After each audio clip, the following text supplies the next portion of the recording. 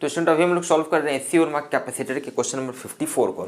और स्टूडेंट ये क्वेश्चन आपको कह रहा है कि एक कैपेसिटर आपको दिया गया है, इनिशियली आपको एक कैपेसिटर दिया गया है, उसका प्लेट एरिया दिया हुआ 100 स्क्वायर सेंटीमीटर, इसको मीटर स्क्वायर में कन्वर्ट कर दिए हैं। चलिए ठीक है, दोनों प्लेट के बीच का सेपरेशन दिया हुआ है 1 सेंटीमीटर, 1 सेंटीमीटर को मिलीमीटर में कन्वर्ट कर दिए, कितना होगा 10 मिलीमीटर हो जाएगा। चलिए ठीक है, अब क्वेश्चन आगे कह रहा है कि हम क्या करते हैं कि ये दोनों प्लेट के बीच का जो सेपरेशन है इसको दो मटेरियल से फिल करते हैं। पहला क्या करते हैं, एक ग्लास प्लेट से हम इसको फिल करते हैं, ग्लास प्लेट से। इस ग्लास प्लेट का थिकनेस कितना है 6 मिलीमीटर, 6 मिलीमीटर की थिकनेस से इसको फिल कर दिए।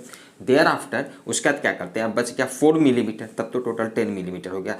ये 4 मिलीमीटर का थिकनेस का एक इबोनाइट प्लेट हम इसमें इंसर्ट कर देते हैं, सो डैट कि मेरा सारा स्पेस जो है अब ये फिल हो चुका है, भर चुका है। ठीक है, दोनों का डाइलेक्ट्रिक कांस्टेंट, ग्लास का डाइलेक्ट्रिक कांस्टेंट 6 दिया हुआ है, इबोनाइट का दिया हुआ है आपको 4 डाइलेक्ट्रिक कांस्टेंट। तो अब ये मेरा फाइनली जो न्यू एक ये जो कैपेसिटर बना, न्यू जो ये कॉम्बिनेशन है, इसका हम लोगों को कैपेसिटेंस निकालना है। चलिए ठीक है, कैसे सोचेंगे भाई कि कैपेसिटेंस निकालना है, तो अगेन यहाँ पर दो तरह का एक्चुअली दो कैपेसिटर बनना है। अब एक ये कैपेसिटर बन गया, एक दूसरा ये कैपेसिटर बन गया। ये जो कैपेसिटर है मान लेते हैं इसका कैपेसिटेंस जो है C1 है, और ये जो कैपेसिटर बना इसका कैपेसिटेंस मान लेते हैं C2 है।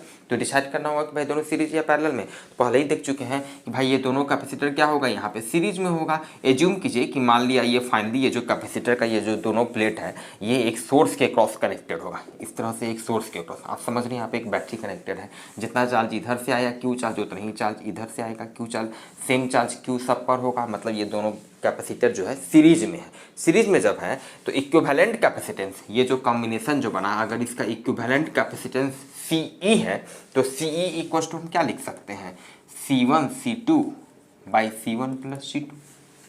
क्लियर है। अब अलग अलग हम लोग कैपेसिटेंस निकाल लेते हैं। C1 का वैल्यू कितना होगा, ध्यान दीजिए हियर, C1 का वैल्यू कितना होगा, तो C1 के लिए जो मटेरियल इसका डाइलेक्ट्रिक कांस्टेंट K1 है, तो K1 epsilon not A by D1। ठीक है, D1, इसको हम D1 लिख देते हैं। ये C1 का वैल्यू हो गया। चलिए यहाँ पे ध्यान दीजिएगा, K1 का वैल्यू है 6, ठीक है, into epsilon not A by D1 का वैल्यू कितना है 6 मिलीमीटर, तो 6 इंटू 10 टू दी पावर -3, इतना मीटर हो गया।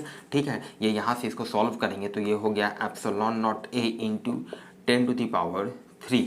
ठीक है, इतना क्या हो जाएगा, इतना फराड हो जाएगा। ठीक है, ये C1 का वैल्यू निकल गया। अच्छा C2 का वैल्यू देखते हैं, C2 का वैल्यू कितना हो जाएगा, तो इन जनरल लिख सकते हैं K2, इसका dielectric constant epsilon not A, plate area तो सेम है भाई, प्लेट एरिया सेम है सब, ठीक है ना। तो epsilon not A by D2, इसका जो दोनों प्लेट के बीच का सेपरेशन है D2 4 मिलीमीटर है, जिसका वैल्यू है K2 का वैल्यू 4 है, 4। ठीक है, epsilon not A divided by D2 कितना है, प्लेट के बीच का सेपरेशन 4 मिलीमीटर, तो 4 इंटू 10 टू दी पावर -3, इतना मीटर हो गया। ये फाइनली इतना फराड हो गया, 4 4 cancelled, again this will be epsilon not A into 10 to the power 3 farad.